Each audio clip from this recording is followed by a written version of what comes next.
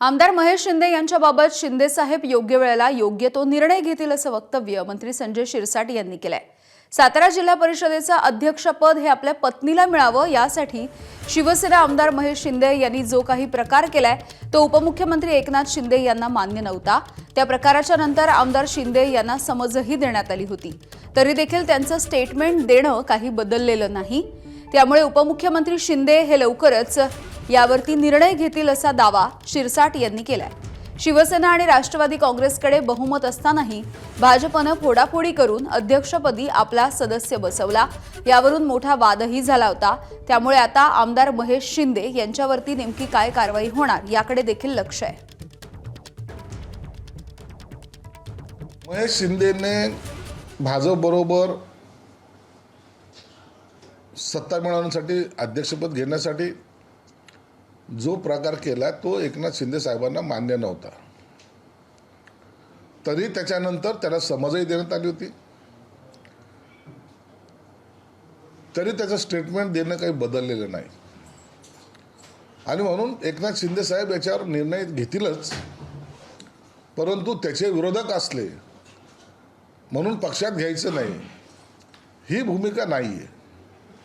विरोधक काय आहेत हे तपासून सुद्धा घेतलं पाहिजे। आणि मला वाटतं शंभूराज देसाईंनी ज्यांचा पक्षप्रवेश घेतलाय तो एकनाथ शिंदे साहेबाला विचारूनच घेतला असावा। त्यांना विचारल्याशिवाय कुणाचाही पक्षामध्ये प्रवेश होत नाही आणि कोणालाही पदं दिले जात नाहीत। म्हणून उद्या तिथलच्या राजकारणामध्ये काय बदल होतील याची लवकरच आपल्याला माहिती मिळेल आणि एकनाथ शिंदे साहेब काही काळात त्यांचे निर्णय सुद्धा जाहीर करतील। संजय शिरसाट यांच्या दाव्यावरती आमदार महेश शिंदे यांनी प्रतिक्रिया दिली आहे।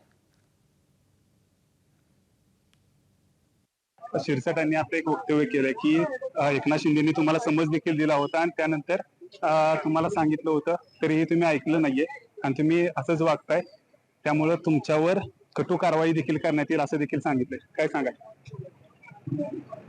मी पहिल्यांदा सांगितलं होतं तुम्हाला सगळ्यांना की ज्या दिवशी एकनाथ शिंदे साहेब मला बोलवणार त्या दिवशी मी जाणार। आज माझी भूमिका शिंदे साहेबांनी आधीही मांडलेली आहे आणि आताही मांडू शकतो। कठोर कारवाई करणार म्हणतायत संजय शिरसाट, त्याच्याबद्दल तुम्ही काय प्रतिक्रिया देत नाही? संजय शिरसाट हा माझा चांगला मित्र आहे, प्रेमातला दोस्त आहे। आम्ही एकत्र कामं केलेली आहेत, त्यामुळे आम्ही बसून ठरवू।